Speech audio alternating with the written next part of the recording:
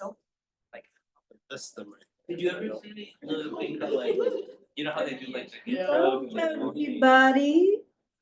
How we doing? Good, good. It's all right. Well, it's about to get much better. Welcome to a celebration of literature and living writers. I'm Megan Marshall. I'm the director of the Hugh C. Hyde Living Writers series. This is the kickoff event of our spring semester. Yay. Yeah, see? Yay. And I'm so happy that it features an extraordinary local author who also happens to be part of our SDSU MFA family. And I just found out a little bit earlier this evening that he is the first fiction graduate from SDSU's MFA program. So before I introduce him officially, I do want to take a minute and thank those who have helped to make this series possible.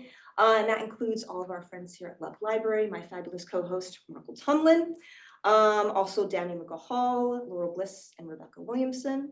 I also want to thank the Department of English and Comparative Literature for their continued support of the series, as well as Michael Ramirez and our friends from Aztec Shops who are selling books all over there in the corner.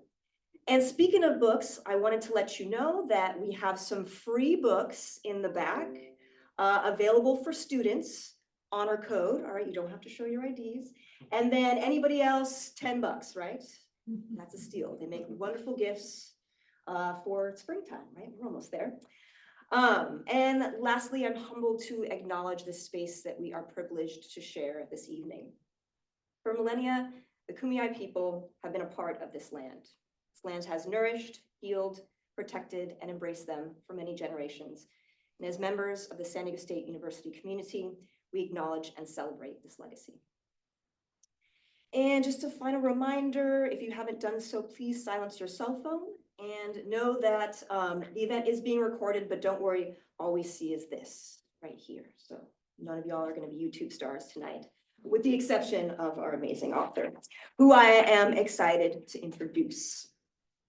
Jim Miller is a native San Diegan and a graduate of the MFA program here at SDSU. In addition to his MFA in fiction, he has a Ph.D. in American Culture Studies from Bowling Green State University. Miller is the author of the poetry collections Into the Bardo and Paradise Lost in Other Places, which were both published last year. And his novels include Last Days in Ocean Beach, Flash, and Drift.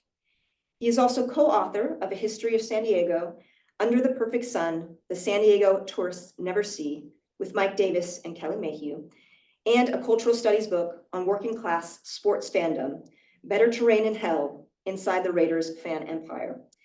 In addition to this, he's the editor of Sunshine Noir, writing from San Diego and Tijuana with Kelly Mayhew, volumes 1, 2, and number 3, which is set to be released next month. Democracy and Education, Education for Democracy. He has published poetry, fiction, and nonfiction in a wide range of journals and other publications, and along with Kelly Mayhew and Doug Porter, has a Substack journal called The Jumping Off Place, as well as a weekly column in the blog Words and Deeds, and a monthly column in the San Diego Union-Tribune's Community Voices Project. He teaches English, Humanities, and Labor Studies to some very lucky students at San Diego City College. Of art's power and necessity, the great poet Jane Hirshfield writes, "The part of art which is art and not device unshackles us from usefulness almost entirely. It emplaces us far into those impractical conditions that nonetheless feel to us somehow essential: laughter, contemplation, wonder, tears." All of these conditions resonate deeply in Jim's work, whether through the insights of a protagonist flaneuring his way through downtown San Diego, or contemplating climate change in Ocean Beach, or through his own candid witnessing of the thin veil between life and death, we experience those essentials: contemplation, wonder, joy, and grief. We are briefly unshackled from society's artifice. As the speaker in his poem, This Is It, asserts, in all our heedlessness and earnest searching, sometimes we get lucky and stumble into it, landing squarely inside the beating heart of the instant. And it is full, radiant, right now, outside your window, inside your skull. Please join me in welcoming Jim Miller.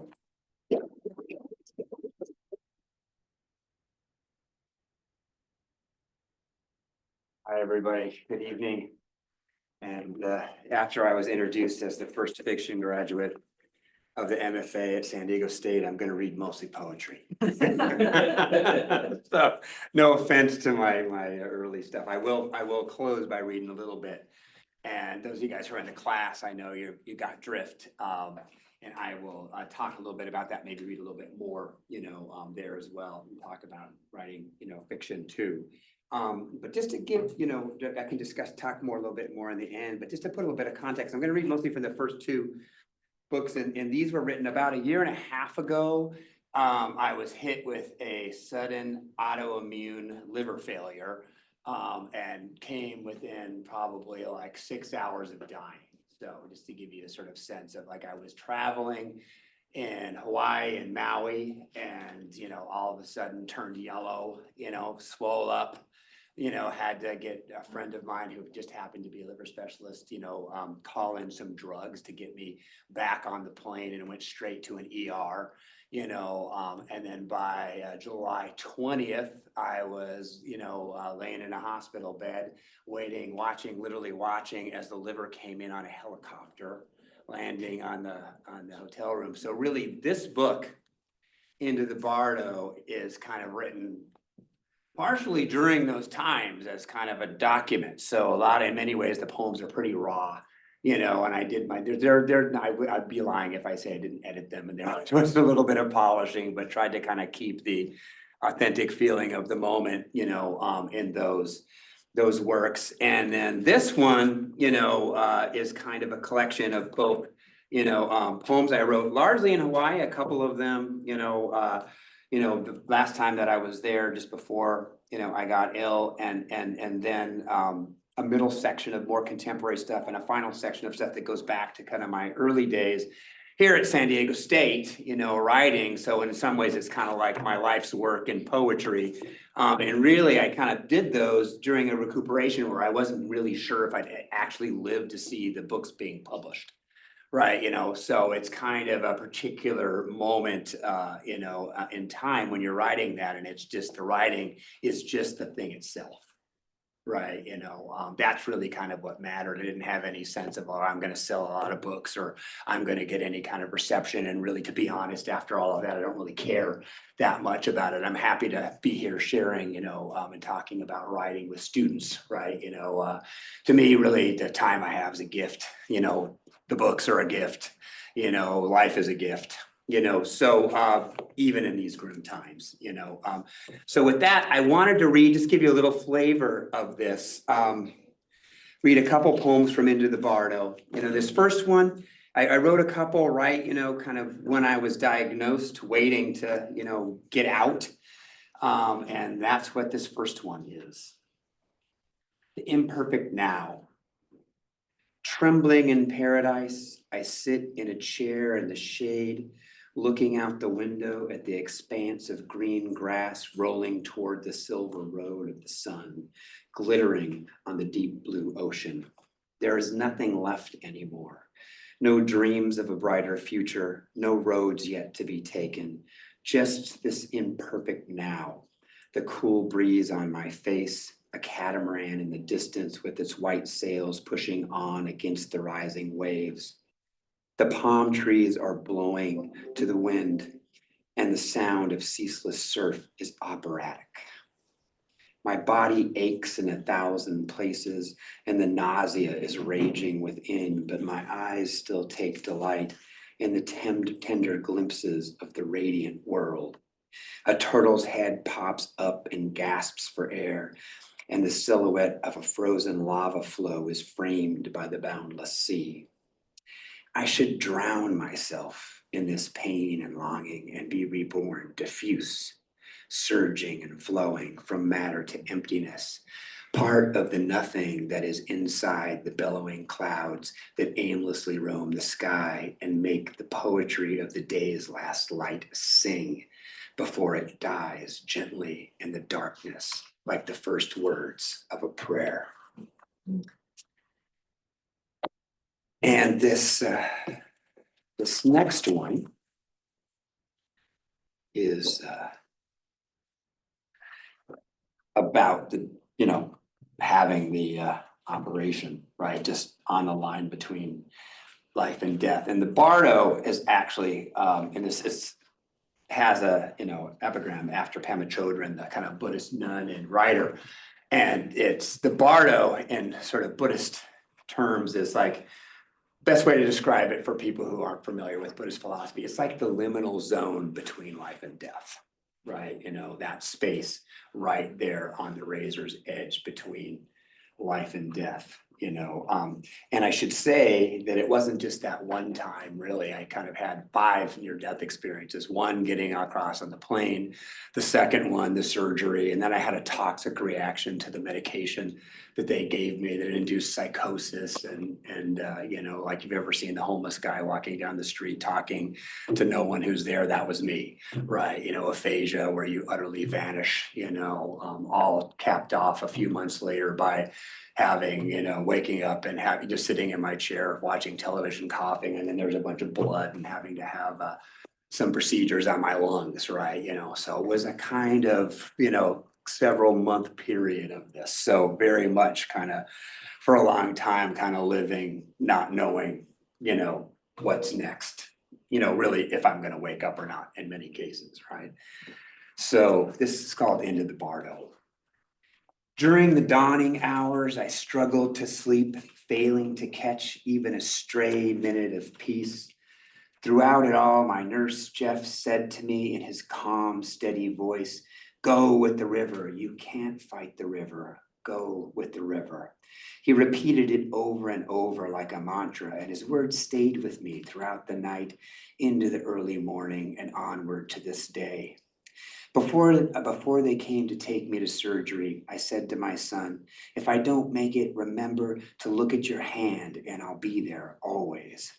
My wife wiped away my tears, kissed me, and as they wheeled me down the hallway, I recalled what I told my son the day before as I cradled his head in my hands. "Be not afraid, have courage, and be steadfast."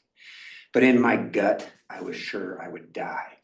Death was smiling at me in the darkness, waiting patiently by my side, whispering to me that it was time to pass over, quietly and quickly, to his lonely kingdom.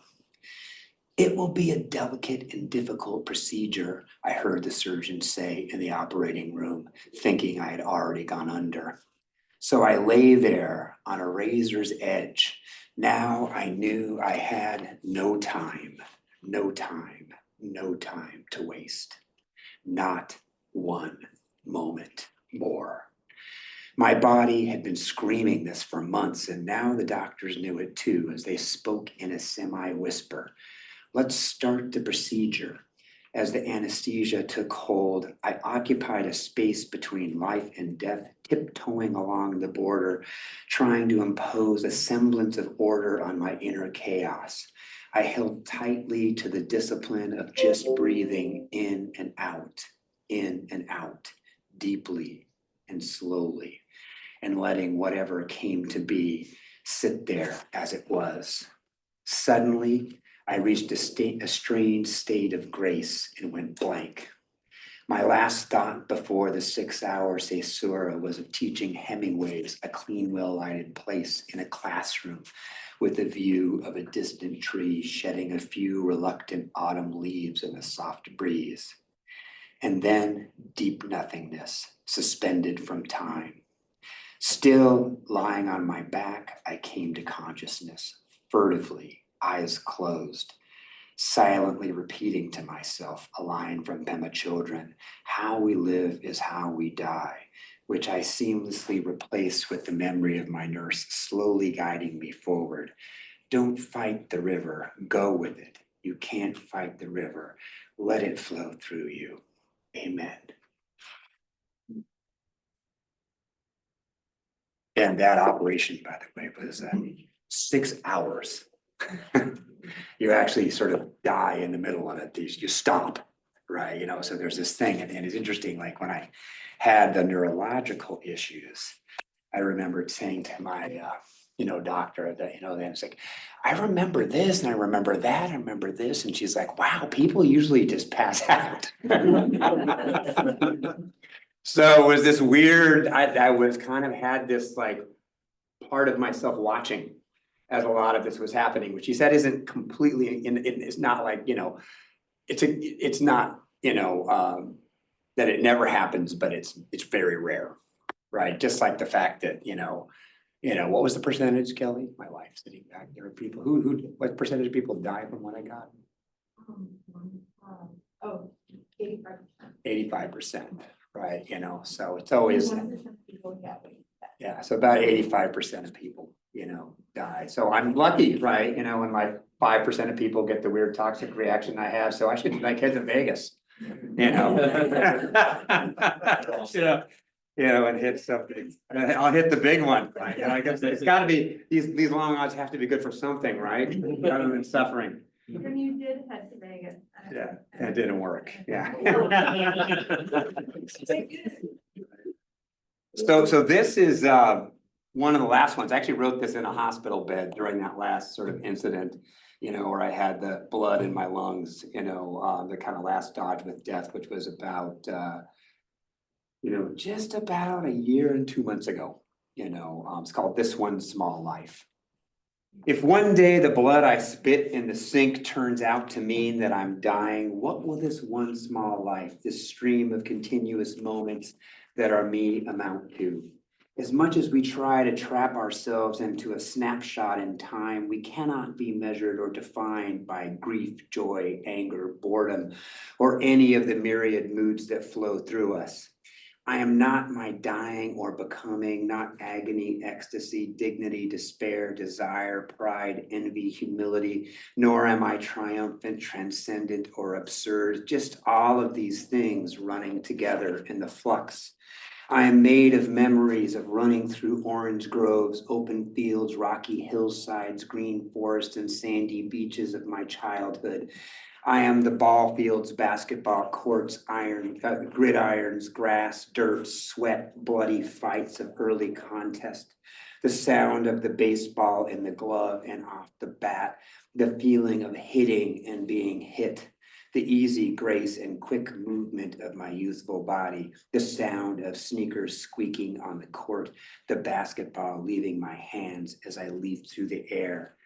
I am the endless shelf of books I've read, the ocean of words, phrases, sentences, and passages poured over again and again. Whitman, Lispector, Neruda, Kerouac, Thich Nhat Hanh, Nascard, Miller, Kafka, Duras, Baldwin, Oliver, and on and on. All the flashes of insight, meditative moments that cut through deep and hard, the beauty that cracked the shell of myself and left me exposed to the black of night and the glory of the new day, the unspeakable brilliance of stars and the burning heat of the sun. The music too is me, the sounds that crept into the forgotten corners of my being and grew deep roots there, like the silence between trumpet notes of Miles Davis, the lilting rise of Jerry Garcia's guitar, slow blues, tender plaintive voices, the rush of jubilant ecstatic noise, jams, dub, punk, and spare acoustic strumming, the geometric precision of Bach, and the forgotten wonders of melody. And the art is me, seeing things just like Robert Frank on a lonely American highway, Van Gogh in the garden, Vermeer peering into the pantry through a side window. The funky old houses are me, the craftsman, Victorian, Spanish style, along with the modernist landmarks and spare lines that frame the studio down the street. I've walked by them all, and every wandering step is made of longing, curiosity, and the melancholy light of the late fall afternoon in the park. The millions of footsteps exploring the insides of buildings, classrooms, union halls, picket lines, hotels, and ballparks in cities, and the open spaces outside them under the cover of redwoods by the sea, across the desert, up alpine trails, or by farms and patches of wildflowers. I've seen there the faces of animals, the gladness and glory of their movements, the sweet eyes of deer, the lumbering carriage of bears, and the delicate poetry of birdsong. I love them all, and their brethren are part of me. I see myself in the woodland critters and sea creatures, the grand elk, bighorn sheep, jackrabbits, chipmunks, turtles, dolphins, gray whales, starfish, urchins, and snails, along with a host of animals lost to the world. I mourn the vanish, love them, and remember them with bittersweet fondness. What will the world be without you? I too am the faces I've kissed, the breasts suckled, thighs stroked, and bodies that have engulfed me. Is there a more holy place than where we touch each other naked and alone together as our skin tingles and flesh engorges and merges with the other?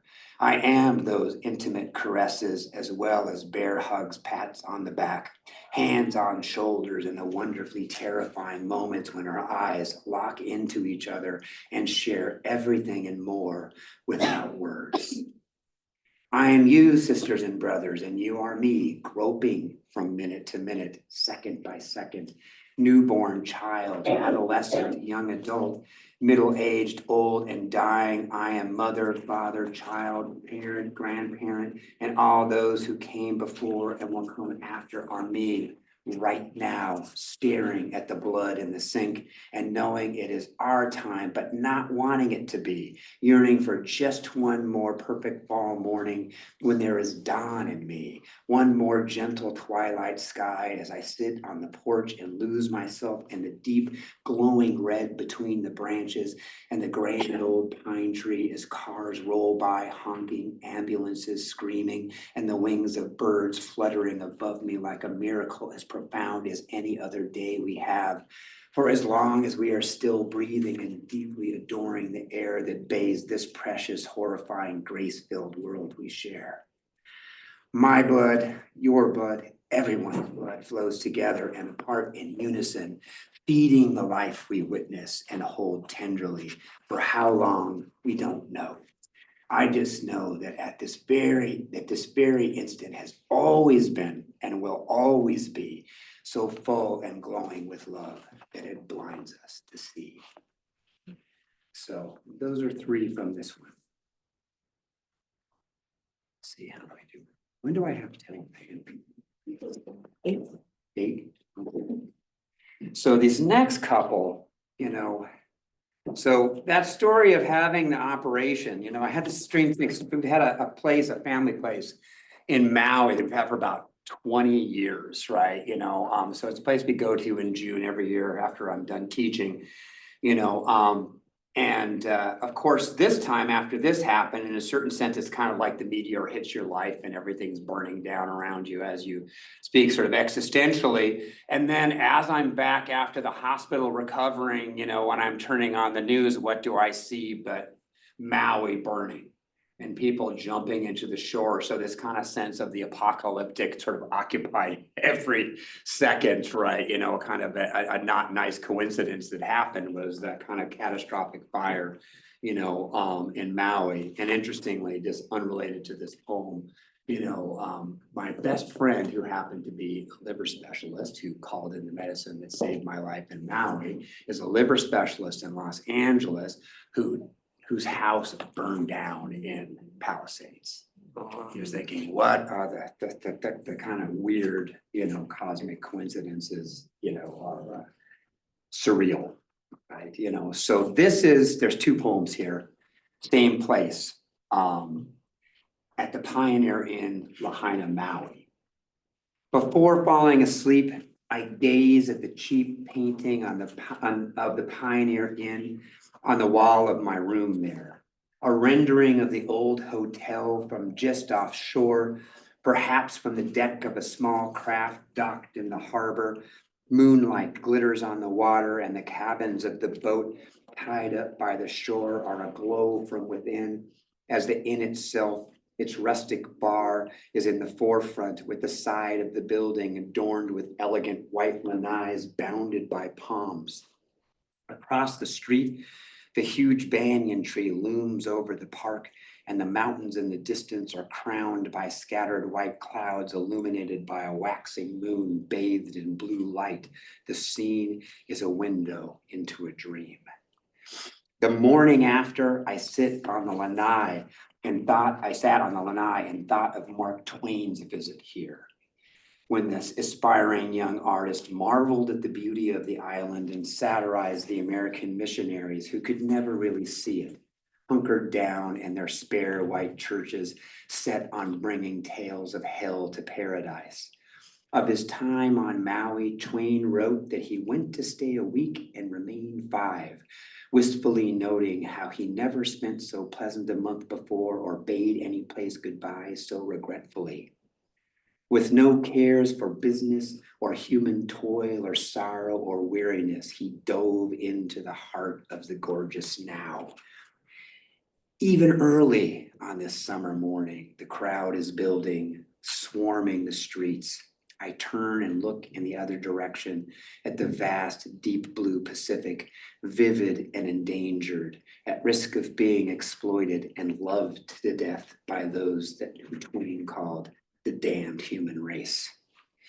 But there it is, nonetheless, glistening, beckoning me to surrender, to wonder. And this next one, After the Fire. I saw it on TV. The Jodo mission in Lahaina lies in ruins, devoured by fire. The temple, the meeting house, the house where a family lived, destroyed. Founded in 1912 by Japanese immigrants who labored in the cane fields and the pineapple plantations, along with the Chinese, Portuguese, and Filipino workers who came to form the heart of the CIO in the 30s, bringing the promise of dignity and democracy to those on whose backs Hawaii was built. In 1937, union workers held the first May Day parade on Maui, thousands of them marching complete with an 8-piece band and banners that read, "Make this a workers' paradise." The mission served as a community hub for years to come until in 1968, a fire took the original buildings. It was then that the 12-foot Amida Buddha statue was sent from Kyoto, Japan, in honor of the immigrant ancestors who were the first Japanese to come to Maui. And it stood there, majestically framed by the mountains behind it for over 5 decades. Now the Buddha sits in lonely vigil amidst the desolation in Panua Point, in sight of Lanai and Molokai, inviting your gaze to the distant horizon. Never forget the transient nature of all things, the Buddha's solitary witness reminds us. But also know that we're always becoming like the newly formed shoots on the scorched banyan tree down the road, no matter how hard the path, in one form or another, we persist. So I'm going to do one more Hawaii poem and then a couple others. Okay, it's called In the Jungle Towns. After genocide, syphilis, disenfranchise, economic ruin, and a tourist invasion, the Hawaiians in the jungle towns sit in their gardens and watch the rental cars roll by to snap pictures of time-worn sand and coral churches sandwiched between rainforest and raging blue sea. The missionaries came to do good, and they did quite well. But what's holy isn't the Puritan dream. It's the blood of the dead, the names of the animals no one remembers, hard calluses on the hands of the men in the cane fields, the kind-faced women at roadside stands, and the fact that the service is slow. So this is one. It's the one Megan quoted when she introduced me. It's a more contemporary one. This is it. Her naked body and the anonymous space of the motel bed were made holy by it.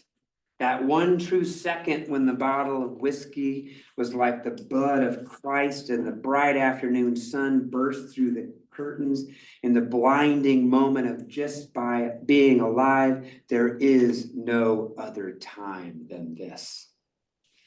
Bathing in the sea by the rocks after a dead show, I was seeing into the nature of things. The beach was made sacred by it.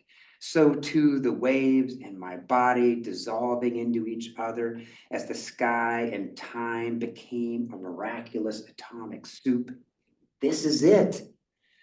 The blood and amniotic fluid on my wife's leg and the hospital bed were blessed by it. And the awestruck faces of strangers wondering at my son's first cry, along with the salt of tears on our faces. This is it.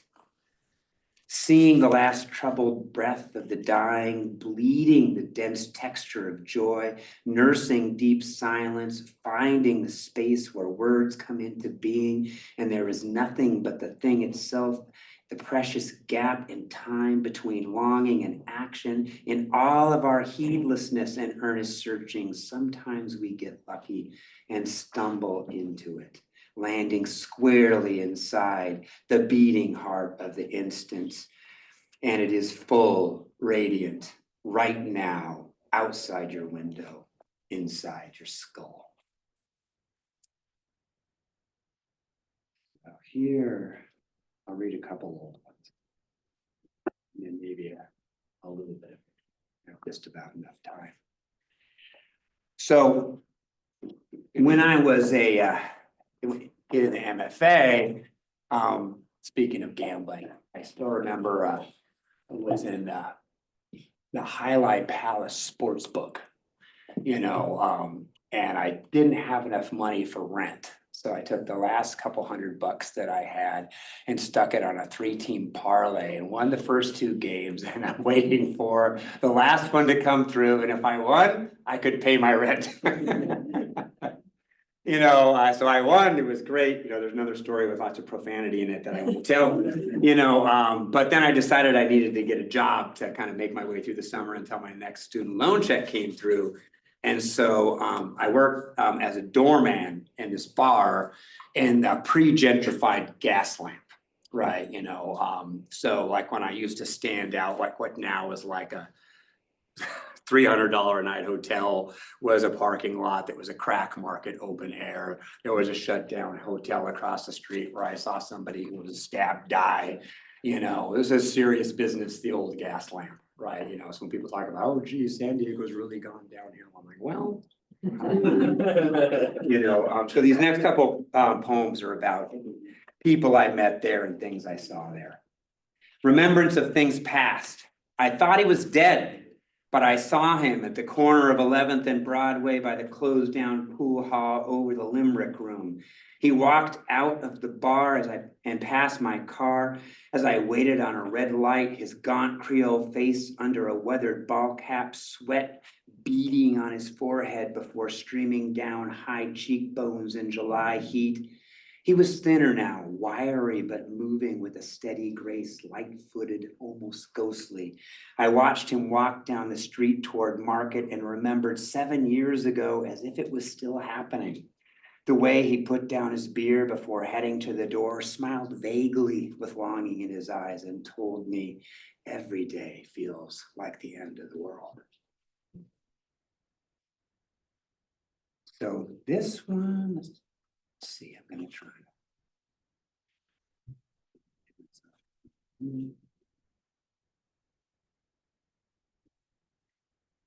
This one I actually wrote in Sandra Alcosser's class.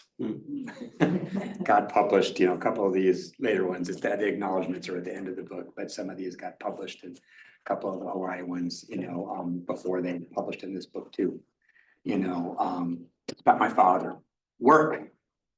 Having run out of lies, my father fights the cool gray morning after Seagrams and OJ. He loads the truck with tools, guns the engine, and turns on radio news.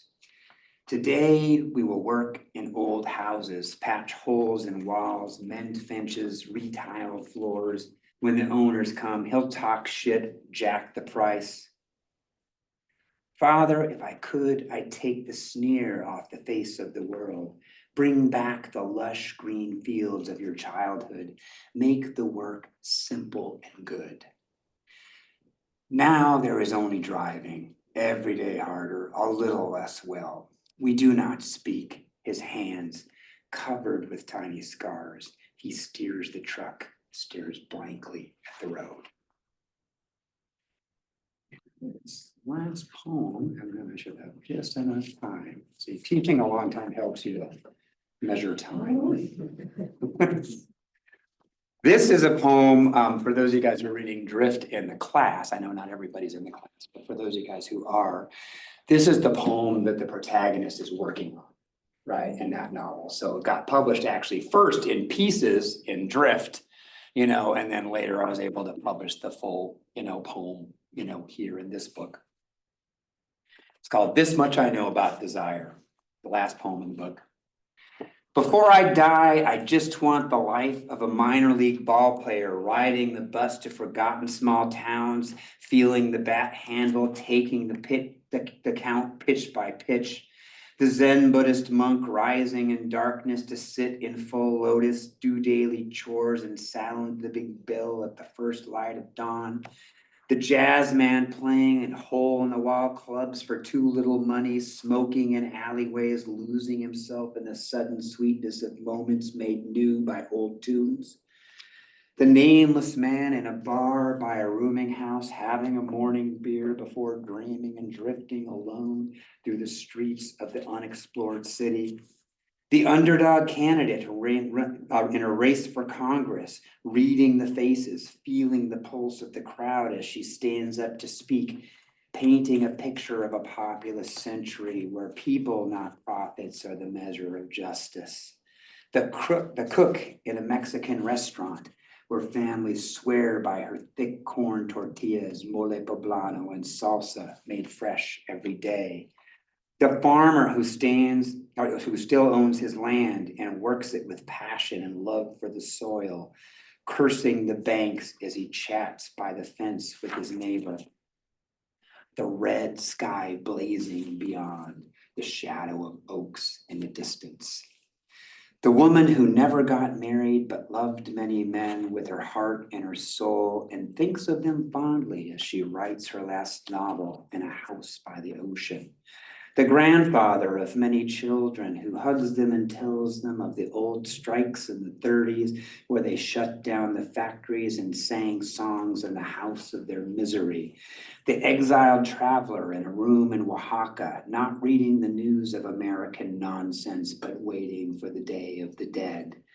And after these, just a taste of a day as an artist at work in his studio, lost in the texture of paints, a craftsman who carves wood with the hands of a master and knows the history of objects, a woman who knows the names of birds, the skylark, the night heron, the Japanese wide-eye, the gardener who transforms her yard into a paradise, drowning in daffodils and big bulbous red peonies, a photographer who captures the faces of sorrow, freezing the beauty of tragedy, a hospice worker who cares for the dying, bearing witness as they learn how to pass, a teacher in a moment of insight who sees how little he actually knows, a petty criminal who outwits the police, a cop who outsmarts a corrupt corporate lawyer, someone who knows how to follow an animal, not for the hunt, but for the wonder of seeing.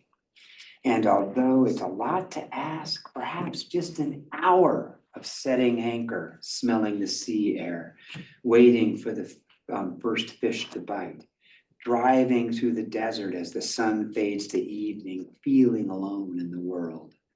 Walking through city streets, watching strangers and loving the dance at the height of the day. Reading a paper in a neighborhood diner, eavesdropping whenever I can. Listening to the music of a foreign tongue, not knowing what anything means.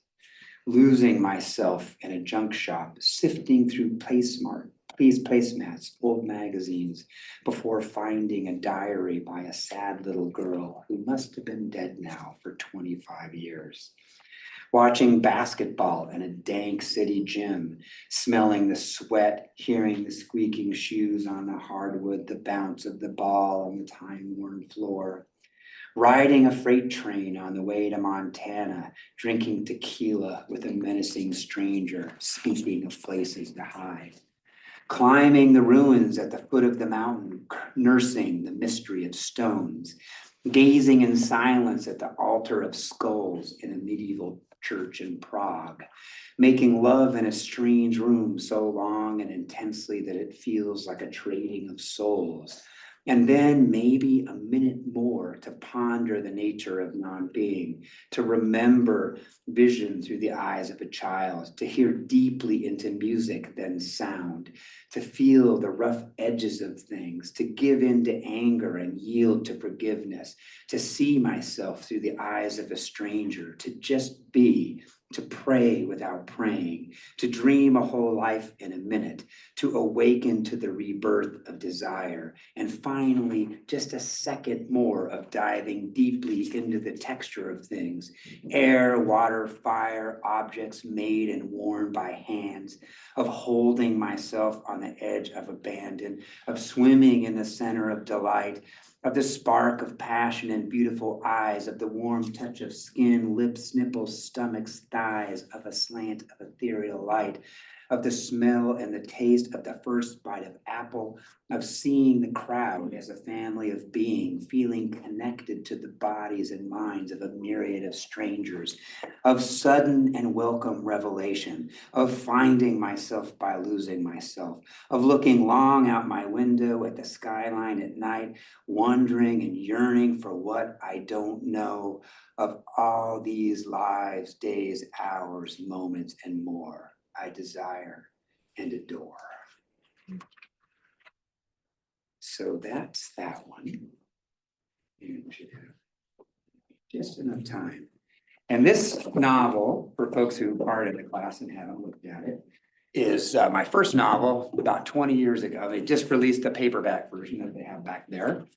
And it's kind of, as Megan said in the introduction, kind of story of a flaneur, right? This guy who kind of like is a part-time instructor, kind of wannabe poet who sort of wanders the streets of San Diego, much like Baudelaire in Paris or the Situationists in Paris in the 50s and 60s, the kind of avant-garde group, who they kind of believed that there was a kind of an art to getting lost, and that is juxtaposed as this character wanders through the streets with these smaller sketches of individual people that he intersects with, but doesn't connect with.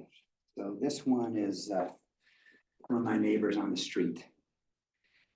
Bob woke up with the morning light and crawled out from the bush where he'd taken refuge after the attack. He coughed deeply as he stood up, not bothering to brush the dirt and leaves from his hair and clothing. He had a kind of jagged energy. Something told him to walk. He wandered out of the park towards downtown, passed over the freeway bridge, wincing at the roar that rose from below. A car honked at him as he crossed A Street, not noticing the red light. At C Street, he stopped in the middle of the trolley tracks and watched the red thing cut into the city. The trolley cop moved him on and he made it to Broadway, turned right for some reason, and tried the door of a dead bar under a closed down pool hall. Further on, he noticed the smell of eggs and bacon, walked into a cheap diner and tried to sit down. The man at the counter pointed to the door and angrily reached for a baseball bat under the counter. Bob turned and left, walked a few more blocks past an empty bar, an internet cafe full of the smell of muffins, a place that sold old things. He turned right, crossed another red, and moving things honked and cursed. Why did they hate him? It was the time of day when the people came. They were parking in lots and filling the sidewalks, walking fast and holding cups and carrying suitcases. Nobody looked at him. The people stepped out of his way. He crossed another street behind a group of them, turned left and came to a huge glass tower. This was the place where the masters lived. They hid in these places behind mirrored glass and controlled things. Bob stopped in front of the door and watched the people streaming in. One of them was talking into his hand. Bob stared at him. A voice said, "Get out of here." He hated them. Why did they torture him so? Bob lumbered a few feet away from the door and noticed that if he walked into the shadows, he could see them inside, concealed in cubicles, hunched over keyboards, gazing up at screens. He stepped and screamed at the tower, "Look at yourselves, look at yourselves. What are you hiding from? I know things you can't know. I see the light around you." The walking people gave him a wider berth. A woman in a dark coat stopped and gawked at him. Bob took out his penis and urinated on the mirrored glass. A big man in a red jacket came, pushed him and barked, "I'm calling the cops, asshole." Bob put it back in and walked on. Bob thought he remembered places, but they weren't there. A place that used to be a hot dog stand, a hotel that was a bank. Bob hit a dead end and turned left, wandered past Golden Hall. The people all hated him. No one would look at him. Big cars were pulling into the doorway of a fancy hotel. Bob tried to walk into the lobby and sit in a nice chair and look at the chandeliers, but a man in a suit with a headset on pointed to the door sternly and spoke into a microphone. Why were they torturing him? He crossed the street to Horton Plaza Park, where there were plants and pots surrounded by chains. Bob thought he remembered grass. He looked at the pretty fountain. He felt like lying down again. After only a minute, a policeman kicked the bottom of his shoe and told him to move on. The policeman spoke into his hand as he watched him leave. Bob headed into Horton Plaza, walked up the stairs and wandered in circles. There was nice music. No one would let him come in. He could smell cookies, French fries, and cinnamon rolls. Bob didn't know who he was. He went up an escalator and walked in another circle. There were different pictures of fruit on the wall. Bob saw books, dresses, football jerseys, movie posters, painted plates, and many bright things in the windows. Everything mixed together. He thought he was touching himself, but a woman screamed. Another man with a headset came and escorted him roughly out of the mall. Bob walked down 4th Avenue toward Market. People were speaking in different languages. The buildings were old and full of decorations. It looked like Disneyland. Bob smelled toast. He hit Market, crossed the street, turned left and walked a block and stopped outside the window of a store that sold wigs. There was a bright yellow wig he liked. He wanted a bright yellow wig. The woman in the store wouldn't let him come in. His feet hurt badly, but he kept walking, zigzagging east of Market, not paying attention to where he was. At one point, he paused by a fence where they had blown up a building. Nothing was there but dirt now. Bob stood and watched the loud machines. Things used to be there. He thought he remembered a place where he used to sleep. He walked past the area where the fence was and wandered several more blocks to an old wooden house. It looked familiar. Bob sat on the steps and rested. The rest felt nice, but a voice yelled, "I thought I told you never to come back." Everyone hated him, Bob thought. He walked on. It was a beautiful morning, sunny and bright. So with that, 4 minutes to spare. So I'll stop.